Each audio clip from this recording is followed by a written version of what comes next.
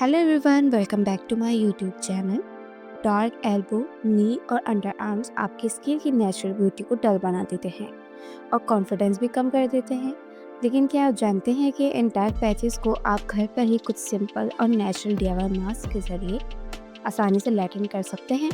आज की वीडियो में मैं आपके साथ शेयर करूंगी 5 इफ़ेक्टिव डीआईवाई मास्क जो ना सिर्फ आपकी स्किन को ब्राइट और सॉफ्ट बनाएंगे बल्कि आपकी एल्बो, नी और अंडर आर्म्स को नेचुरली इवन टोन और ग्लोइंग भी बनाएंगे, वो भी बिना किसी एक्सपेंसिव क्रीम्स और केमिकल ट्रीटमेंट के। तो चलो वीडियो स्टार्ट करते हैं।